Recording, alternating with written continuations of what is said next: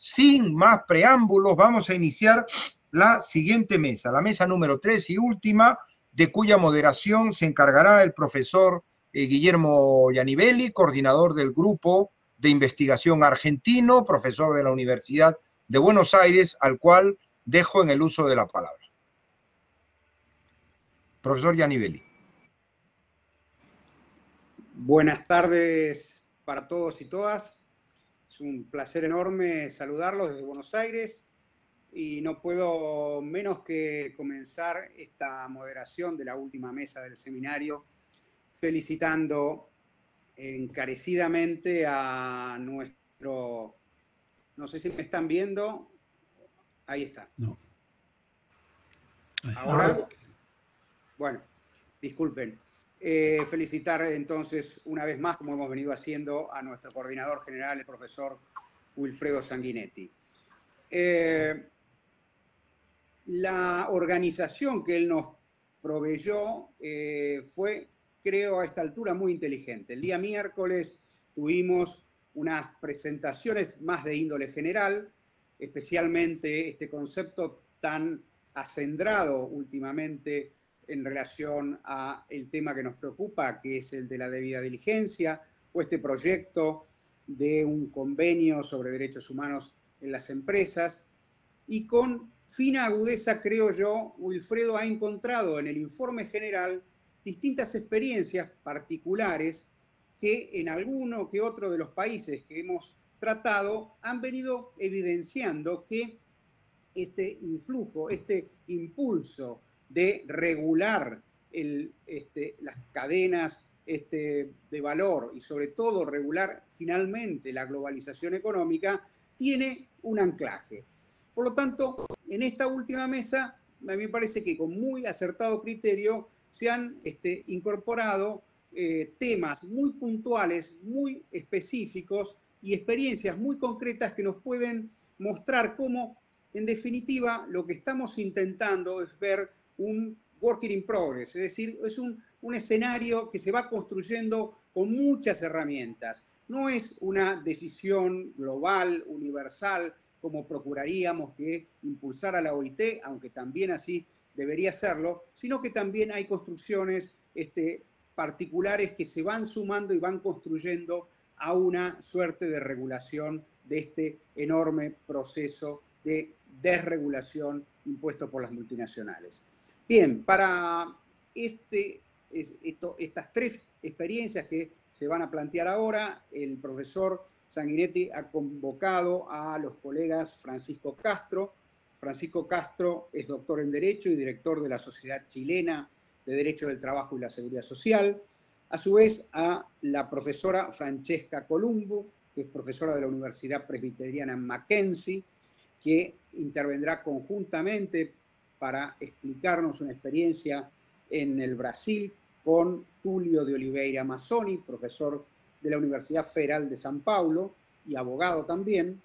Y por último, a nuestra cercana Universidad de la República, que, con la participación de la profesora Amalia de la Riva, docente de Derecho del Trabajo y la Seguridad Social de la Universidad de Montevideo, Uruguay.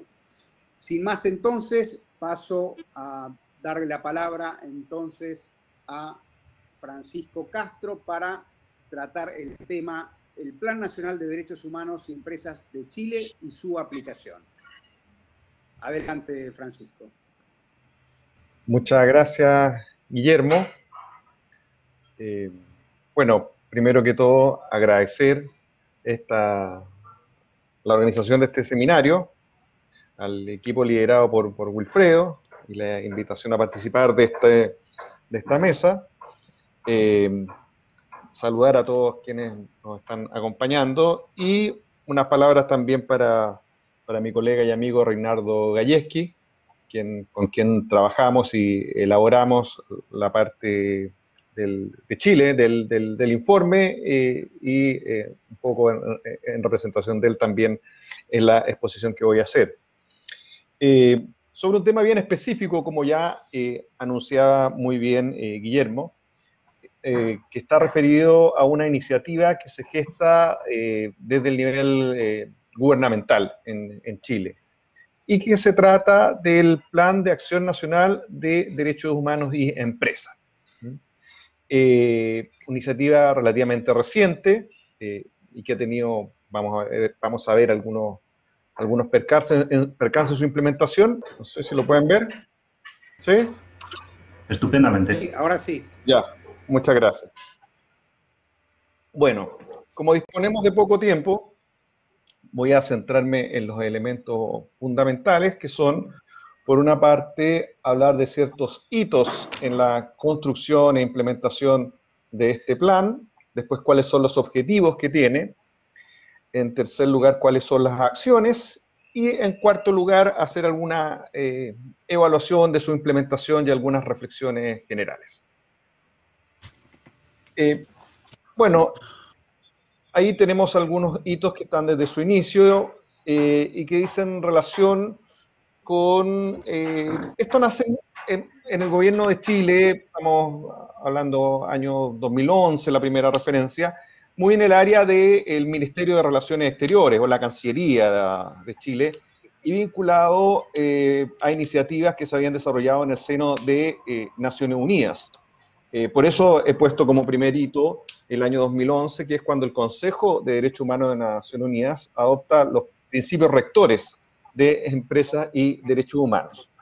Bueno, una vez que se adopta esto, en Chile se genera la primera instancia, que es un Consejo de Responsabilidad de Desarrollo Sostenible, que es una instancia público y privada que se crea en el seno del Ministerio de Economía de Chile, muy vinculado al ámbito económico, al ámbito de las finanzas, pero que ya le encomienda al Ministerio de Relaciones Exteriores de Chile la elaboración de un plan de acción nacional de derechos humanos y empresas.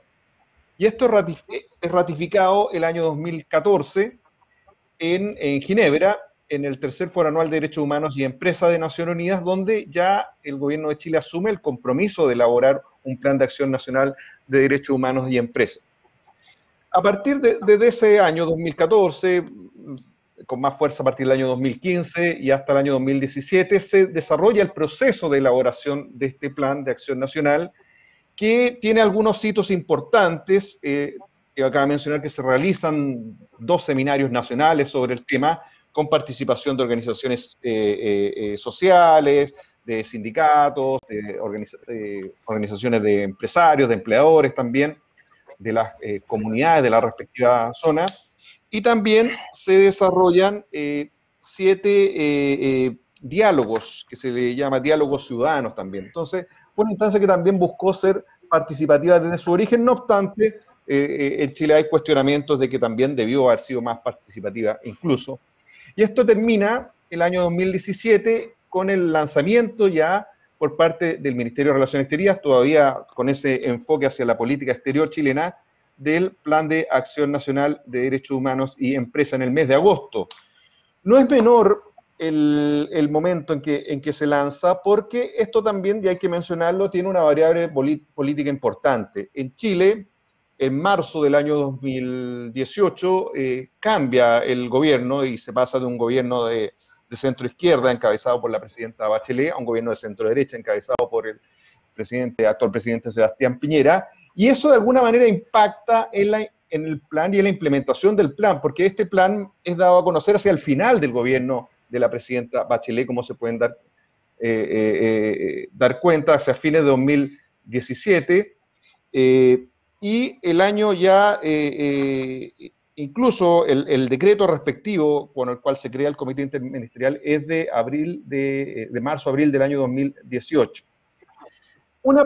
El año 2019 tenemos otro hito, y es que el gobierno posterior, el gobierno del presidente Piñera, traspasa la implementación de este plan y todo lo que tiene que ver con este plan desde el Ministerio de Relaciones Exteriores a el Ministerio de Justicia. Entonces, aquí podemos ver que esta es una instancia que nace principalmente vinculada al área económica del gobierno, después pasa al área de Relaciones Exteriores, y la actual administración la asume dentro de la institucionalidad que quizá uno podría pensar mejor, que es lo que en Chile es el Ministerio de Justicia y Derechos Humanos, y que tiene una subsecretaría, un viceministerio que podríamos llamar de Derechos Humanos.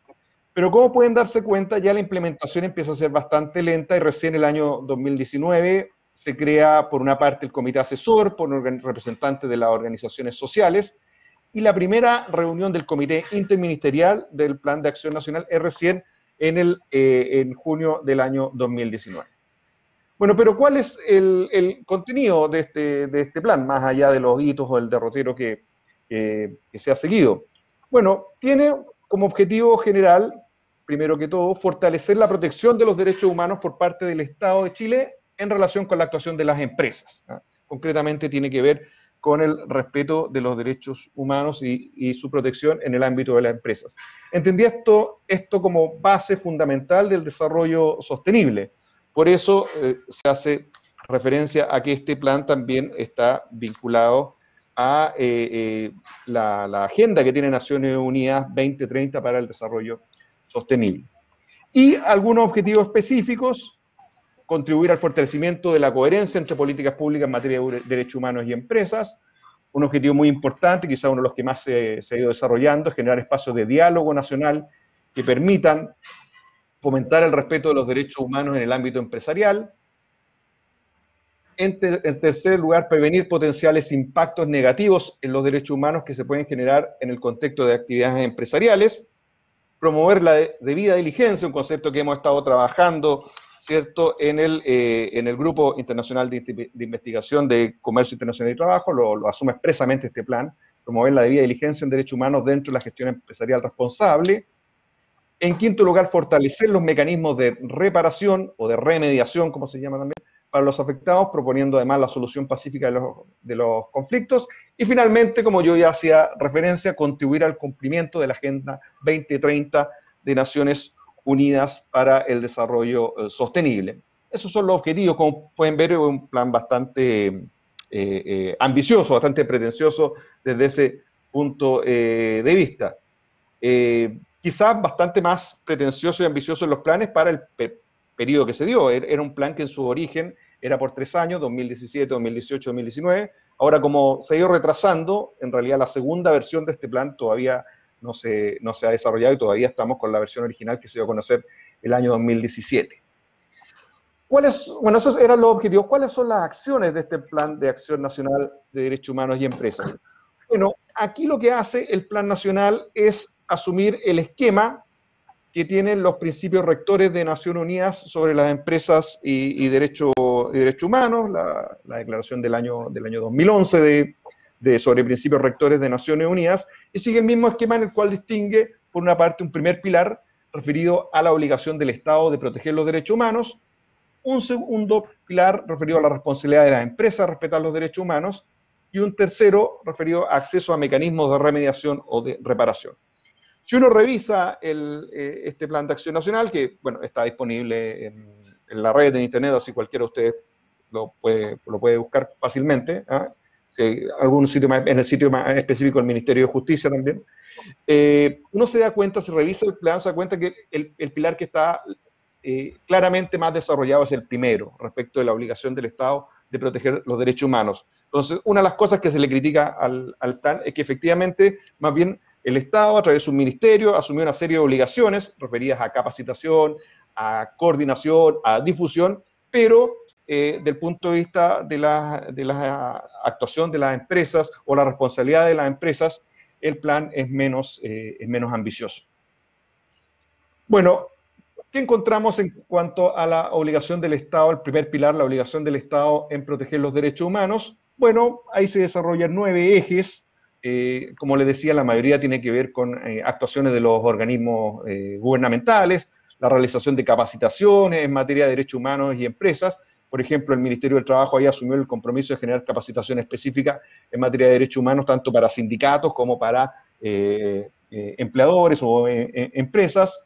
Generar instancias de diálogo también referidas a derechos humanos por parte de las distintas reparticiones estatales, no solo desde el punto de vista de trabajo, también el Ministerio de Desarrollo Social, etcétera.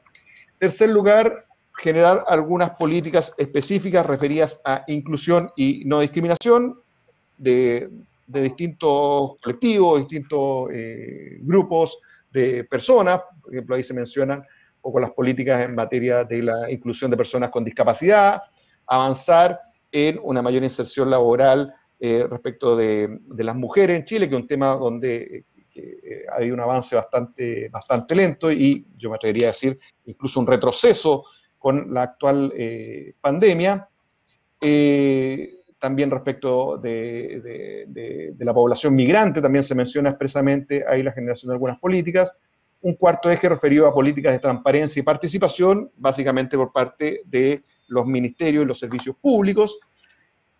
Un quinto eje referido a contrataciones públicas, que es que en aquellas contrataciones que realizan los organismos del Estado, los servicios públicos, respecto se les pida a la empresa o se les realicen a la empresa respecto a algunas exigencias o algunas orientaciones referidas al respeto a los derechos humanos.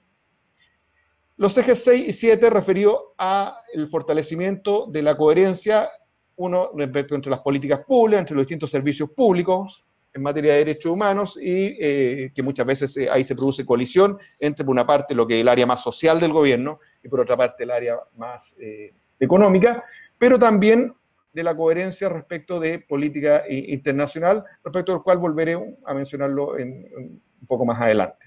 Generar también algunas iniciativas respecto de legislación, política e incentivos en materia de respeto de derechos humanos.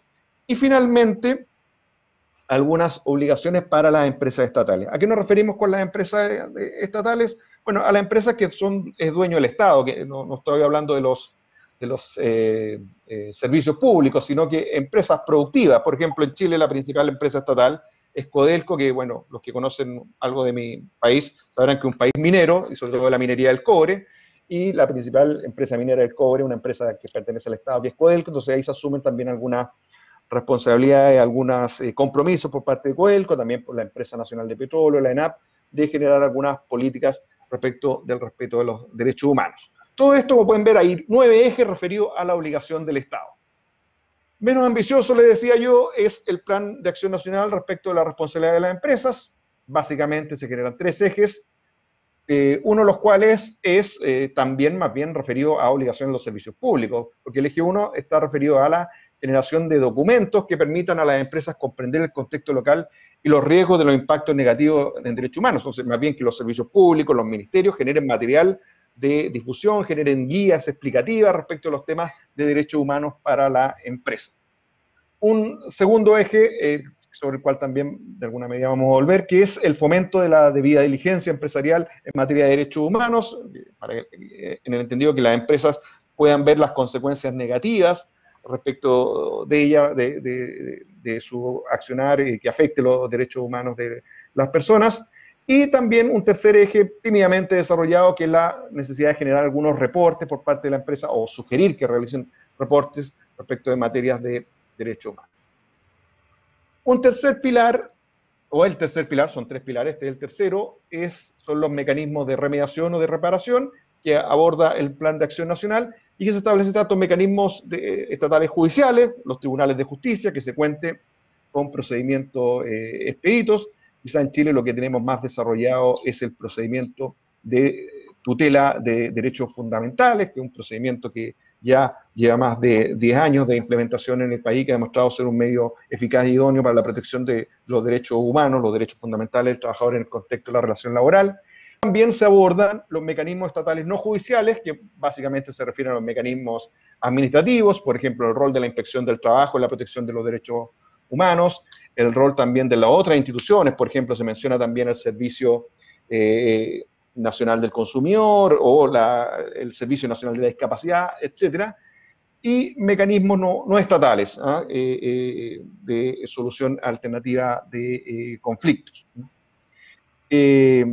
Al margen de la organización del Estado, como mecanismo de arbitraje, de conciliación, pero fuera de la organización del Estado. Y respecto de todos estos mecanismos, especialmente de las reclamaciones extrajudiciales, se establece un criterio de eficacia, que sean mecanismos idóneos y efectivos que permitan solucionar los conflictos que se generen en esta materia. Bueno, veamos un poco cómo ha sido la implementación de este plan, en los pocos minutos que me quedan.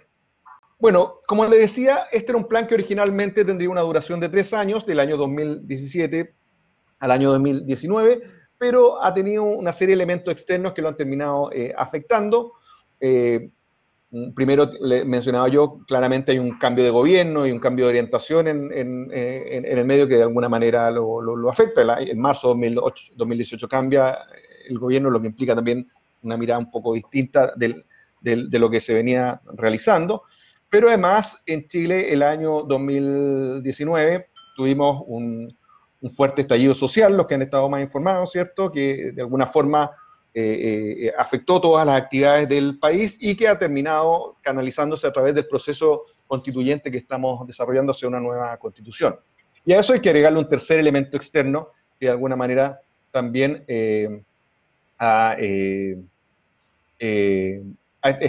está presente respecto de lo que ha sido el desarrollo de la implementación de este plan, que es la pandemia que nos ha afectado a todos a partir del año pasado. Entonces, yo le diría que hay tres componentes externos que de alguna manera han afectado la implementación de este plan, que ha sido una implementación lenta.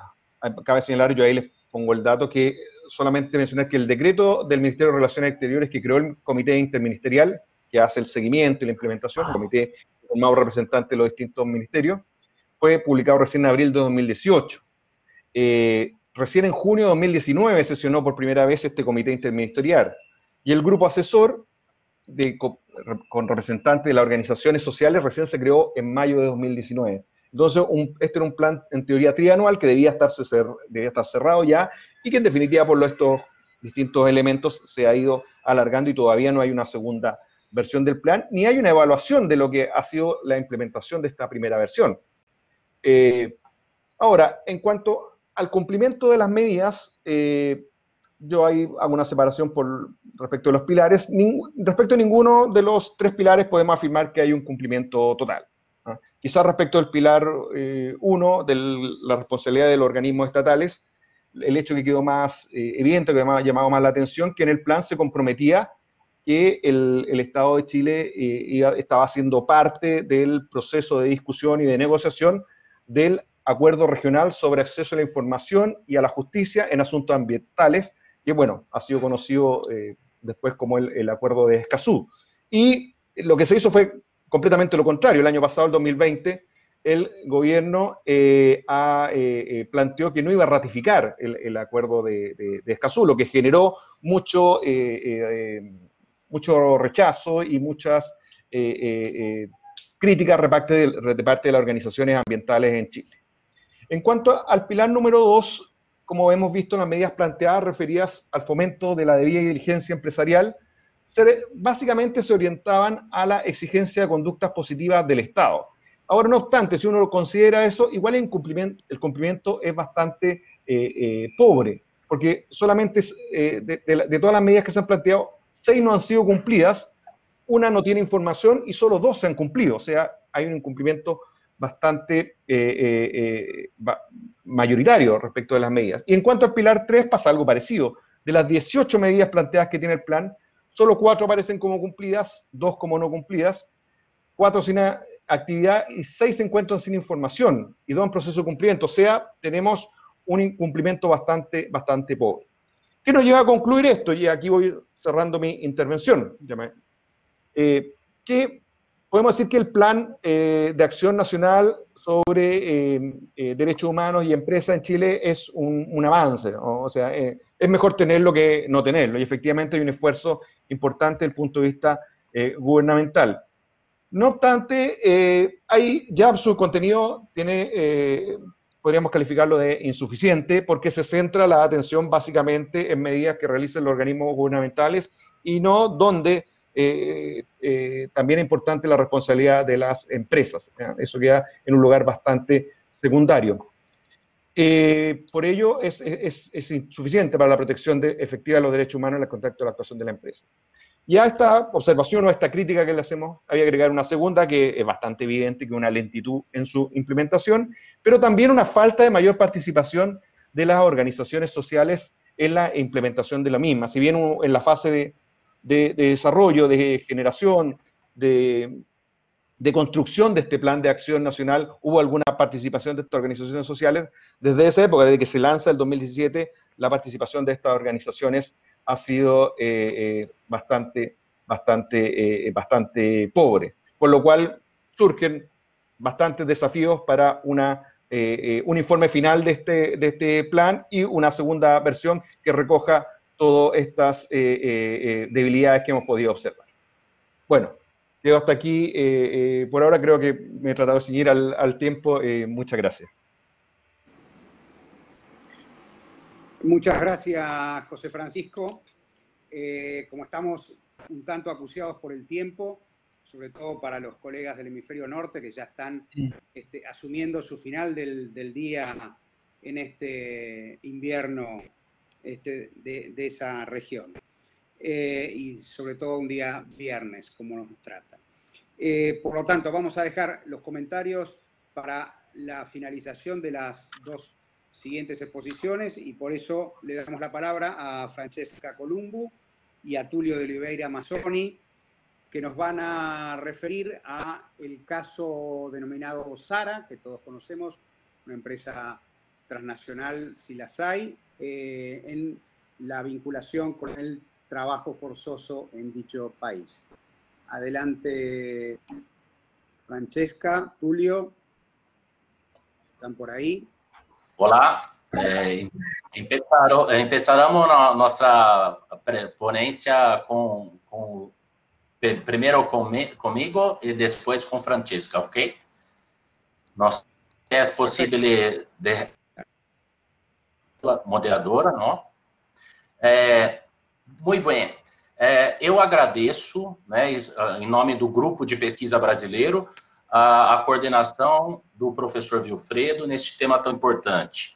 O nosso grupo de pesquisa brasileiro tem uma composição interdisciplinar, com sociólogos do trabalho, professores de direito do trabalho e de direito comercial e concorrencial.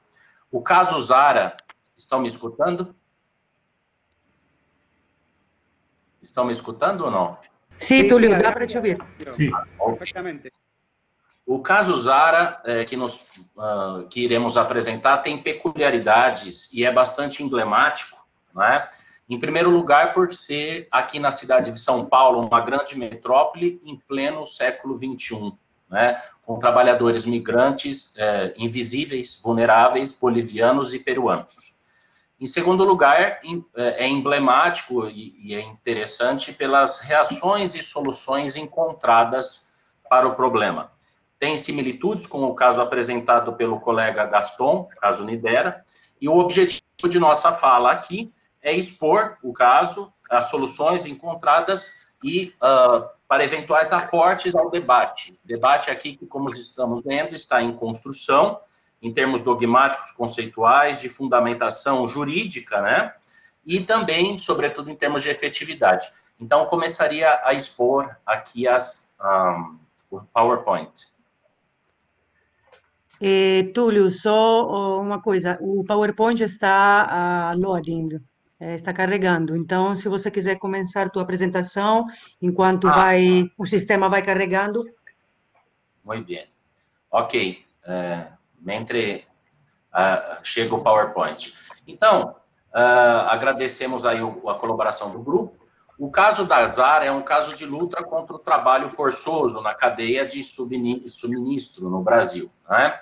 A Zara é uma indústria têxtil, abrange todo o ciclo completo de produção, se insere no chamado fast fashion, moda rápida, onde a produção se caracteriza pela elevada flexibilidade e no Brasil ela se estruturou aqui na cidade de São Paulo por uma cadeia de subcontratações, de terceirizações e até quarteirizações, não é?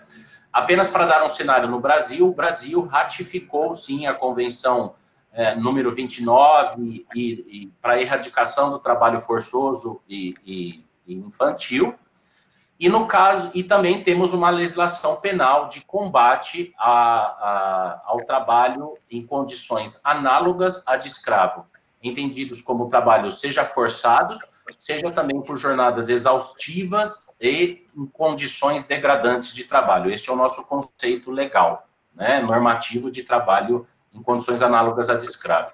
Em termos de medidas de combate ao trabalho escravo, desde 1995, a inspeção do trabalho a fiscalização do trabalho, junto ao Ministério do Trabalho. Foi um grupo composto por fiscais da Inspeção do Trabalho, membros da Polícia Federal e também do Ministério Público do Trabalho, que é uma entidade peculiar aqui, né? E as autuações ocorreram tanto nas formas de punição da empresa, com autos de infração, quanto também, como veremos, a colega Francesca exporá, com o termo de ajuste de conduta, né? Um compromisso celebrado entre a empresa para regularizar a sua conduta e não reiterar as práticas ilícitas encontradas. Um último aspecto que eu assinalo no caso brasileiro é que no Brasil nós temos a chamada lista suja, né? Do Ministério do Trabalho. Os empregadores que mantinham trabalhadores em condições análogas a de escravo, é dada publicidade nesta lista, neste cadastro, junto ao Ministério do Trabalho e Emprego, né? Na Secretaria do Trabalho, e tem uma série de restrições também, além da publicidade perante a sociedade civil. Passemos, então, ao caso concreto. Ok. O caso concreto, então, vamos ver as especificidades. Foi na cidade de São Paulo, portanto, uma grande metrópole, em bairros afastados. Os fornecedores diretos de quem inicialmente a Zara tinha contato não tinham qualquer capacidade produtiva, e as oficinas de costura, que eram muito pulverizadas, não dispunham de qualquer lastro trabalhista. O que se verificou no caso concreto foi uma total ingerência e controle por parte da Zara ao longo de toda a cadeia produtiva. Era a Zara que determinava os modelos das roupas, dos vestuários, as cores, as medidas, o modelo, a quantidade, o ritmo de trabalho, os insumos e também o prazo de entrega. O que se encontrou lá foram isso é o fundamento da responsabilização da Zara, foi a subordinação reticular ou subordinação estrutural, né? Os trabalhadores na oficina, apesar de toda a pulverização, estavam em ambiente absolutamente degradado, em condições de trabalho, com total insalubridade, riscos iminentes de incêndio, de fogo, o que levou até a própria interdição ou embargo daqueles estabelecimentos. Um outro aspecto que foi utilizado para a imputação de responsabilidade, enquanto fundamento jurídico, foi o fato de que 91% da receita daquelas primeiras fornecedoras era proveniente da Zara. E abaixo dela, 33 oficinas de costura subcontratadas, clandestinas e de difícil fiscalização e inspeção. A empresa Zara, então, como resultado da fiscalização, verificou-se o modelo empresarial de subcontratação de toda a sua cadeia produtiva, que ia pressionando as camadas e os níveis inferiores, notadamente de costureiros de nacionalidade boliviana e peruana, que, no entender da fiscalização, eram submetidos a situação análoga à de escravidão, e também criando até uma nítida diferença de tratamento em termos de direitos entre brasileiros e este grupo mais vulnerável de trabalhadores bolivianos e peruanos. Como resultado da fiscalização, aqui nós montamos um fluxograma que bem indica a rede, né, de como eram as subcamadas, e isso consta do relatório da inspeção do trabalho, né, quais eram as oficinas e os responsáveis. E, por fim, né, apenas para ilustrar, é uma realidade realmente dramática, como eram as fotos, né, a verificação in loco por parte das fiscalizações. E nisso são as inovações dessa auditoria que se verificou, dessa inspeção do trabalho. Então, nós vínhamos sem qualquer ergonomia, sem qualquer condição ambiental, alojamento, local de moradia, juntamente com o local de trabalho, né, de todos esses trabalhadores e trabalhadoras, armazenamento de alimentos também, nessas situações, com risco de explosão, e essas eram as condições. Qual foi o resultado final e que consta do relatório em números desta inspeção do trabalho? Foram lavrados os autos de infração, foram realizadas 83 auditorias pela inspeção do trabalho, detectadas 433 irregularidades em todo o território nacional. O número de trabalhadores prejudicados estima-se em 7.000 trabalhadores. O número total de autos de infração é 156 autos de infração, lavradas em face de 67 empresas nesta cadeia, com jornadas extensivas e regulares nessa circunstância. E isso foi no ano de 2011 e 2012, né? A partir daqui, eu encerro a minha parte e falo a consequência deste caso e passo a palavra para a colega Francesca Columbo. Agradeço a atenção de todos. Obrigada, Túlio. Boa tarde a todas e a todos. Obrigada ao professor Vilfredo Sanguinetti pela oportunidade que ele nos ofereceu e quero parabenizá-lo pelo extraordinário evento e pela condução, pela coordenação deste grupo transnacional que nos proporcionou tantos debates importantes e instigantes, né?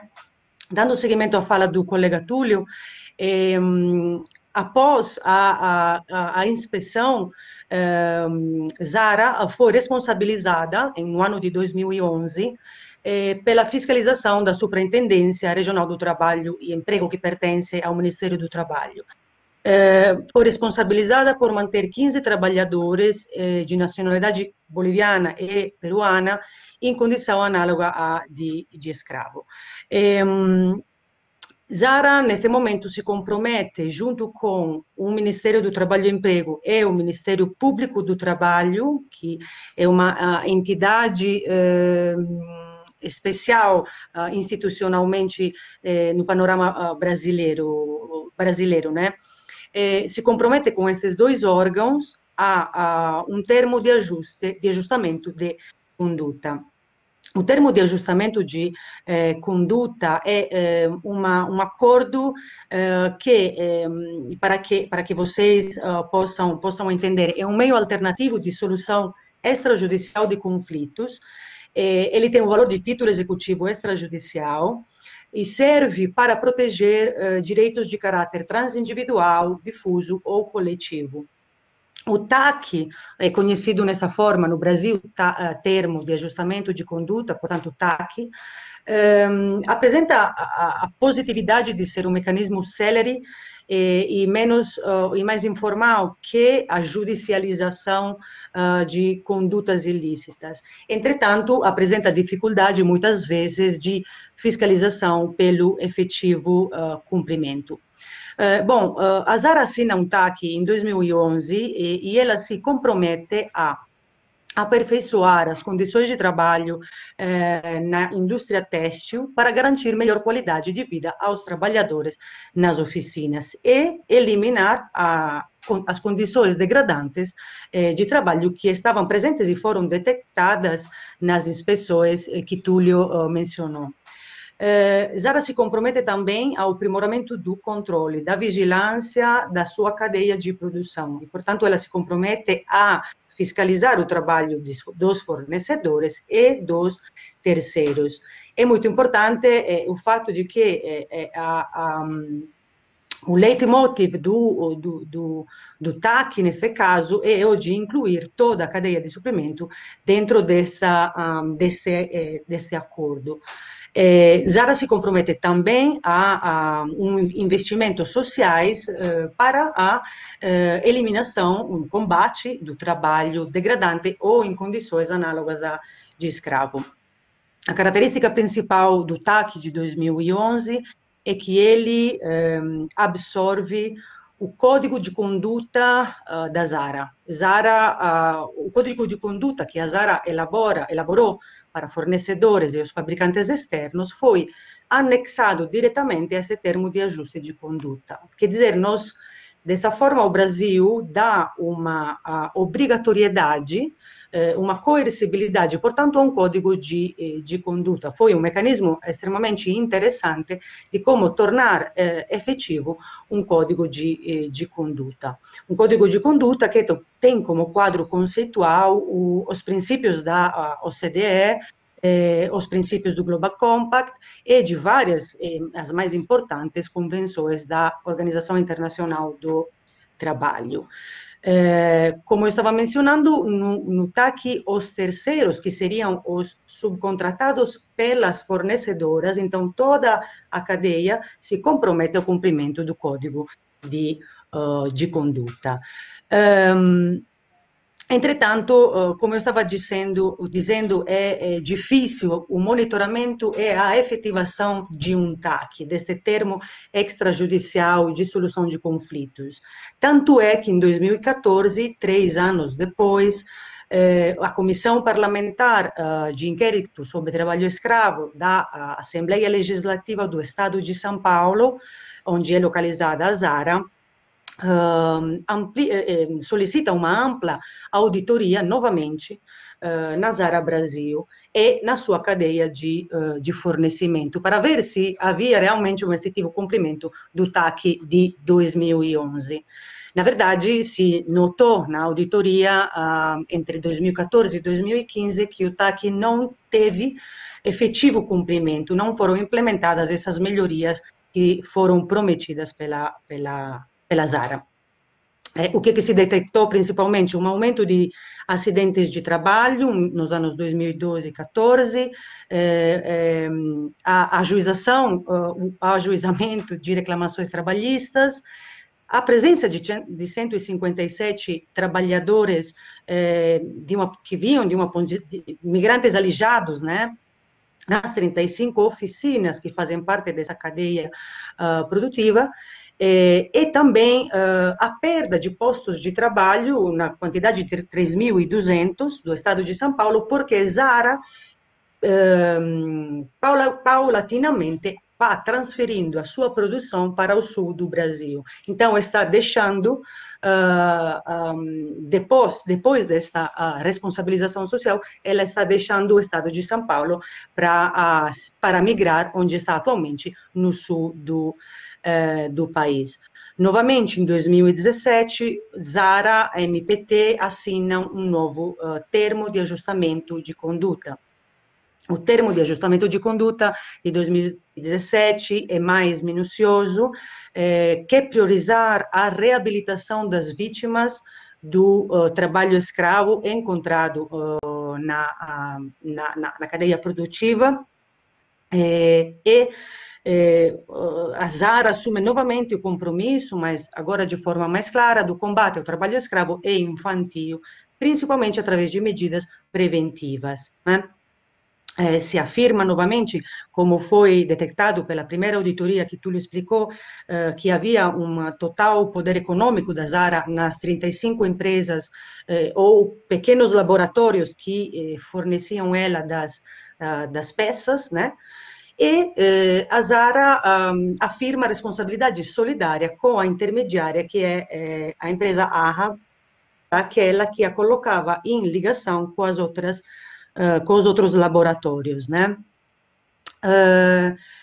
Interessante é que com o segundo TAC, as incongruências entre quanto foi prometido e quanto foi encontrado na segunda auditoria foram chamadas de indevida diligência, né, do undue diligence, ou seja, Zara descumpre aquele duty of care que faz parte dos princípios de governança corporativa internacional.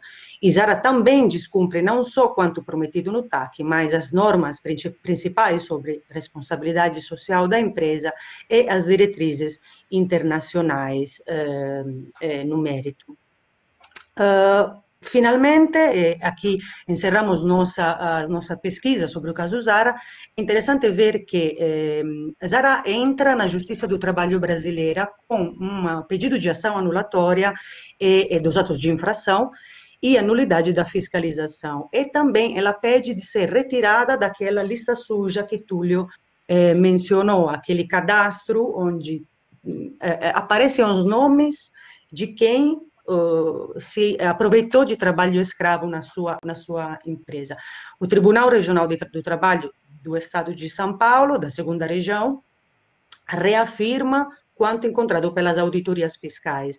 Então, a subordinação reticular econômica, porque as empresas dependiam totalmente da Zara, atribuindo, do ponto de vista tecnicamente jurídico, essa responsabilidade segundo o princípio da cegueira deliberada, né? Conhecida como a teoria do avestruz, do willful blindness, ou seja, o Tribunal Regional do Trabalho afirma que, se os produtos são de pouca qualidade, o baixo custo já são os sinais de que eles são obtidos de forma ilegal, né? Ou seja, por aquele princípio internacional pelo qual, se eu me beneficio de algo que é oriundo de uma atividade ilícita, eu sou responsabilizada. E, novamente, se reitera a responsabilidade solidária entre a Zara e a empresa intermediadora. Muito obrigada pela oportunidade, devolvo a palavra ao presidente da mesa e agradeço a todos vocês. Muchas gracias, Francesca, Tulio. Pasamos sin más a la última exposición de esta tarde, la profesora Amalia de la Riva, sobre un tema muy sugerente, así planteado, el de los cibermigrantes. Adelante, Amalia. Bueno, gracias, Guillermo. En primer lugar, por supuesto, agradecer al profesor Sanguinetti la generosidad en su invitación. Siguen compartiendo los compañeros la pantalla. Querida Amalia, no estoy consiguiendo remover mis slides. Solo un segundo, por favor. Disculpa. No hay problema, no hay problema. Sigo así, los que nos están escuchando sabrán comprender. Como decía, agradecer al profesor Sanguinetti la generosidad en su invitación a participar con el grupo de investigación uruguayo que coordino, que está formado por otros colegas que son Daniela García, Magdalena Vaz, Marcelo González y Marcelo Duffer. Luego que contestáramos el cuestionario remitido por el profesor Sanguinetti, en mi carácter de coordinadora, decidí realizar una propuesta transversal, que es la que se me ha pedido que comparta con ustedes en el día de hoy.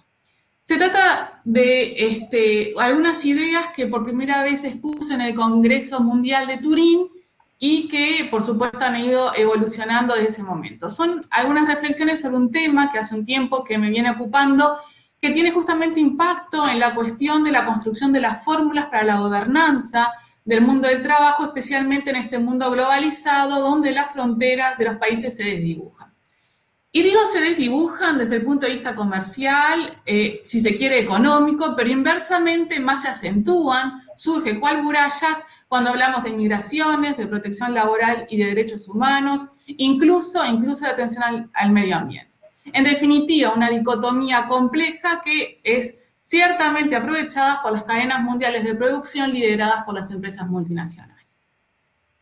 Si rememoramos, y esta es la ventaja de hablar última, si rememoramos todas las excelentes exposiciones de estos 2 días de jornada, podremos ver como una especie de hilo invisible que ha surcido todas las intervenciones y la propia investigación incluso que hemos llevado adelante como fruto de los múltiples esfuerzos liderados por el profesor Sanguinetti.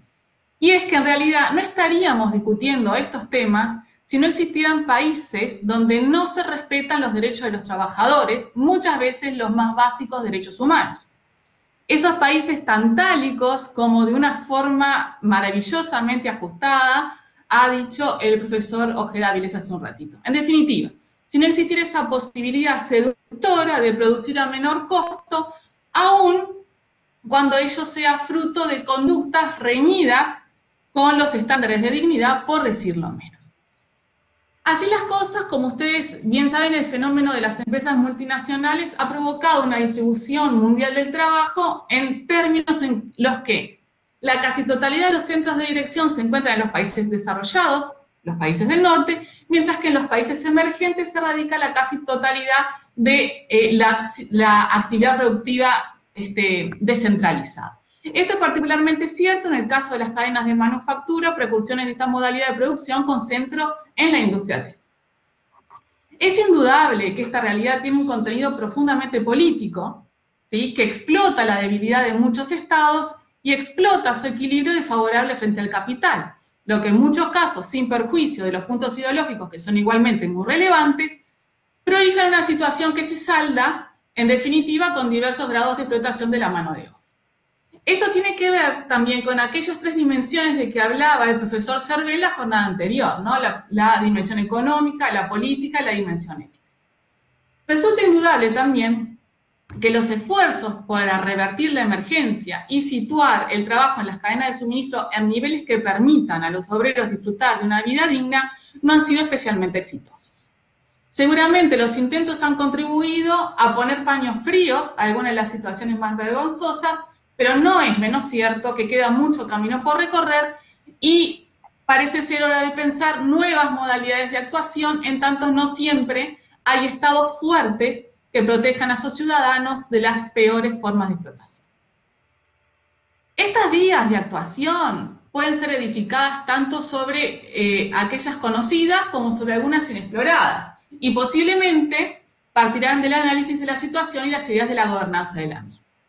Dentro de este panorama, entonces, como dije al inicio, les propongo pensar sobre una nueva figura que yo he denominado cibermigrantes.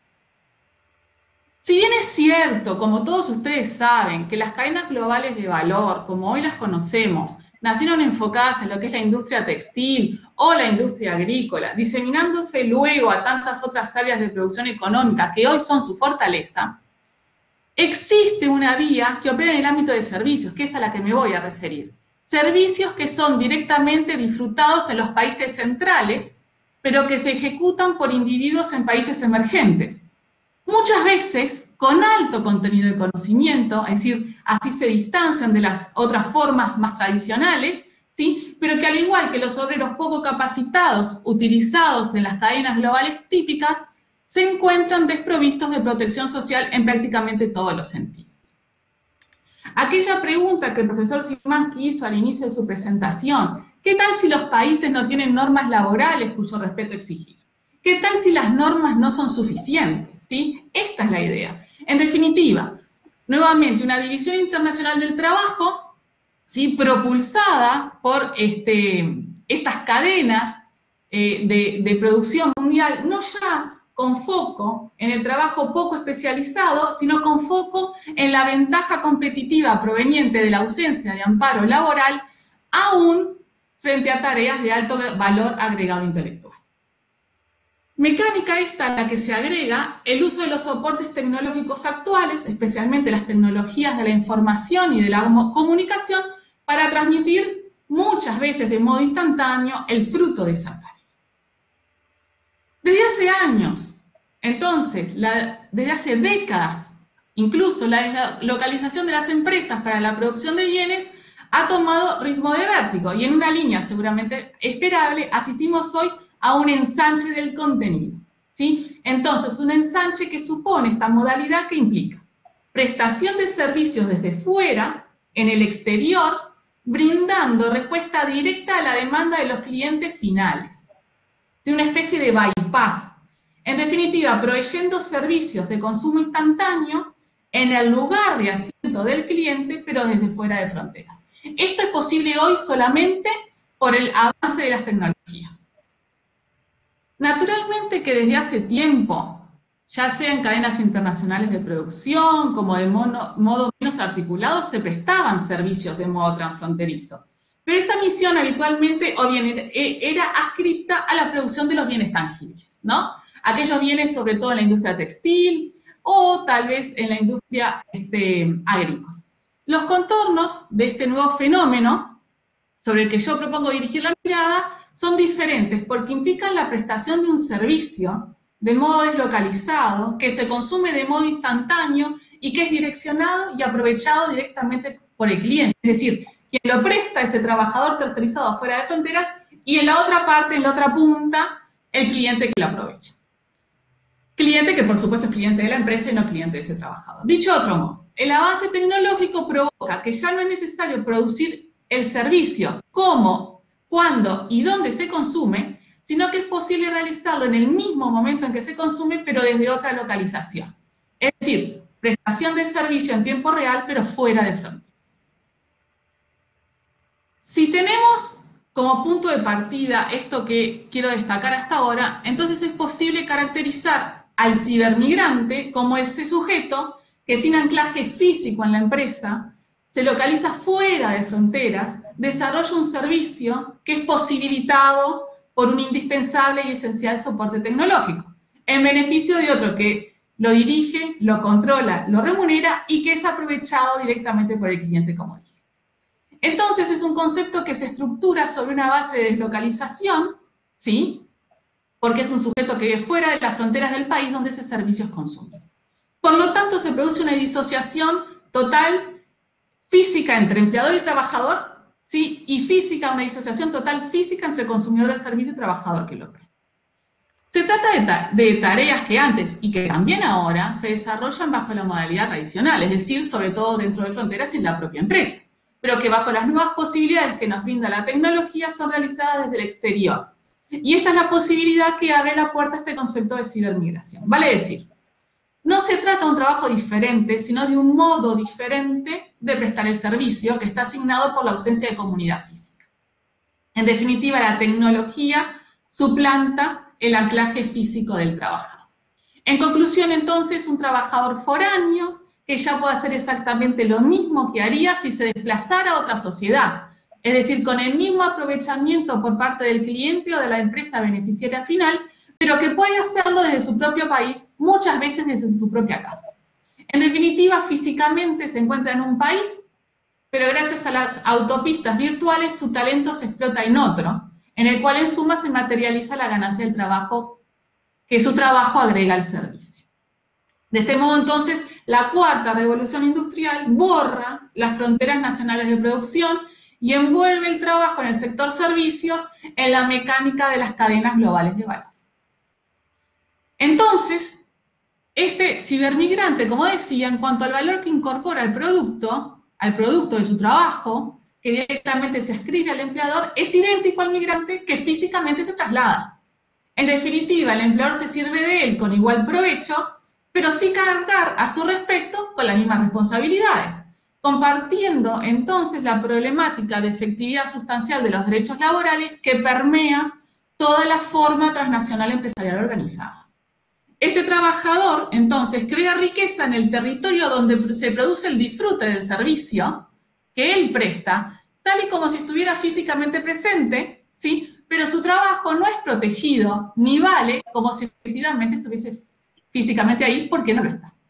Entonces termina siendo un trabajador totalmente invisible para el estado donde reside, ¿sí? Que no lo tiene ni siquiera registrado, ¿sí? Como para el estado donde el resultado de su trabajo se disfruta, que tampoco lo tiene registrado porque no se trasladó allí. El tema es que pueden confluir en el abordaje del tópico de la cibermigración variantes varias, ¿no? Cuestiones vinculadas a las soberanías nacionales, a los tratados multilaterales, a los acuerdos de libre comercio. También visiones de los tratamientos impositivos, los códigos de conducta, el soft law, bueno, todas cuestiones que hemos visto a lo largo de estos 2 días. Pero también, y ello es lo que yo propongo, que sea de aplicación práctica toda la red de contención laboral y el apoyo al disfrute de los derechos humanos desde quien me parece está en mejor condición de proveerlos, y particularmente en este caso la Organización Internacional del Trabajo, que ha establecido, en definitiva, por voluntad de sus mandantes, no solo un marco jurídico, sino un marco ético universal común para la protección de los derechos fundamentales. Alguien está hablando y no sé, no me doy cuenta quién es. Alguien tiene el micrófono abierto. Bueno, sigo entonces, no importa. En este contexto, entonces, surge cristalinamente la vocación, ¿sí?, de aplicación a este supuesto de los cibermigrantes de toda la normativa adoptada en relación a los trabajadores migrantes. Porque, en definitiva, la única diferencia entre el migrante típico, aquel que se desplaza, y el cibermigrante, es que el cibermigrante no ha cruzado las fronteras del Estado, sino que se ha valido de las autopistas de la información para producir riqueza en aquel país donde se consume, que no es en el país en que él reside, que no es en el país en el que reside. Los instrumentos internacionales están pensados para la migración física, resultan a mi modo de ver perfectamente compatibles con la protección que requieren estos cibermigrantes, asegurando en todo caso la no discriminación por razón de nacionalidad o lugar de residencia, de la mano de una adecuada protección de la idea de soberanía de los países involucrados. En definitiva, un estatuto común por encima de las barreras nacionales, focalizado en el reconocimiento de que es posible migrar laboralmente sin desplazarse en forma física.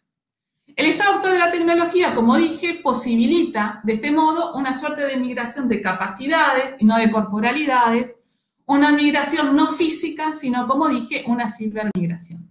En definitiva, una difuminación de las fronteras físicas que nos sitúa en un único espacio global, a la vez que virtual, que invisibiliza al sujeto productor de los servicios, que permanece anónimo tras la pantalla, creando valor en la mecánica de producción transnacional, respecto entonces de la que proponemos sea de aplicación el estatuto creado por la OIT para el trabajador migrante. Esta propuesta, además de echar mano de instrumentos que ya existen, que tienen amplísima legitimidad, ¿sí? Se permite pasar por alto las dificultades de creación normativa que hoy atraviesa la organización y además capitaliza, ¿sí?, aquellas formas de control, aquellas instancias de control que le son propias, ¿sí?, y que todos conocemos y que ya gozan de enorme legitimidad en el contexto internacional. En definitiva, lo que propongo o sobre lo que estoy pensando es tomar una porción de la realidad, ¿sí? Esto no es válido o no lo tengo pensado válidamente para todos los que producen bienes, pero sí para aquellos que producen esos servicios de consumo instantáneo, que hoy son casi que infinitos, desde las bandas musicales de películas, de juegos, de videojuegos, traducción de manuales, análisis de crédito, informes de imagenología, en fin, infinitos. Esto era un poco lo que quería compartir con ustedes y bueno, agradezco muchísimo al profesor Sanguinetti también por la invitación. Muchas gracias, Amalia. Verdaderamente las tres intervenciones dejan mucho para seguir discurriendo sobre ellas, para hacer intervenciones, debate, pero como anunciamos al principio, estamos sobrepasados de tiempo. En función de eso, le voy a pasar la palabra al profesor Sanguinetti para el cierre de este seminario. Muchas gracias, Guillermo. Queridos colegas, amigos y amigas, hemos recorrido un largo camino. Les agradezco en primer lugar haber llegado todos hasta aquí. En segundo lugar, quiero decirles que empezamos en el mes de mayo de 2020, cuando lanzamos la convocatoria de este grupo y hemos llegado con un resultado magnífico en el documento cuya difusión vamos a iniciar y que recomiendo a todos que compartan por las más diversas vías. Yo lo enviaré a la Sociedad Internacional de Derecho del Trabajo para que lo distribuyan entre las asociaciones nacionales, lo difundiré a través de mis medios y espero que ustedes hagan lo mismo porque es un documento de gran interés. En este tiempo hemos intercambiado ideas y hemos comprobado una vez más la utilidad de la colaboración para el éxito de la labor investigadora y la riqueza del intercambio de ideas, de perspectivas y de puntos de vista en medio de un grupo de investigación que francamente ha sido amplio y plural. Esta situación, la de nuestro grupo, es todo un símbolo de lo que está ocurriendo con nuestro propio tema objeto de estudio, porque si algo hemos podido comprobar a lo largo de estas sesiones es cómo la construcción de la dimensión transnacional de nuestra disciplina del derecho del trabajo en las cadenas mundiales de producción de las empresas multinacionales, el modo de producción dominante del capitalismo del siglo XXI, las redes empresariales, avanza a partir de la puesta en contacto y la hibridación, por utilizar aquí un término muy querido para mis queridos colegas del grupo francés, avanza a partir, decía, de la hibridación de fuentes, de instrumentos, de conceptos y de órdenes normativos. Naturalmente, el camino que estamos recorriendo, el camino que está recorriendo la materia, es un camino absolutamente en construcción. No sabemos hasta dónde nos va a llevar, no sabemos hasta dónde va a llegar, pero como se dice en España, el no ya lo tenemos. La no aplicación transnacional de las normas laborales es un hecho y ha sido un hecho ordinariamente, por lo que no podemos en este camino sino mejorar. Los años dirán, pero lo que hemos podido comprobar es que la dinámica, esta dinámica, aún con problemas, es una dinámica que va dando pasos adelante y es una dinámica prometedora. Nuestro grupo, por supuesto, seguirá trabajando. La siguiente fase será la de presentación de las propuestas de papers al Congreso Mundial, las comunicaciones al Congreso, por cierto, con una modificación de los plazos, una ampliación. Este seminario lo organizamos en febrero para llegar al plazo con la discusión del documento, pero hay una ampliación de este plazo que acaba de comunicar la Sociedad Internacional y he comunicado a los miembros del grupo. Entonces, la siguiente fase es esa, la presentación de propuestas, y luego la redacción de las comunicaciones o papers y de la ponencia general. Con posibilidad también, por supuesto, de organizar reuniones de trabajo de los distintos grupos nacionales. Los colegas de Italia, por ejemplo, tienen en proyecto esta idea. Yo estaré muy contento de participar con ellos en una discusión de su documento, naturalmente, a la cual serán invitados los restantes miembros de los grupos.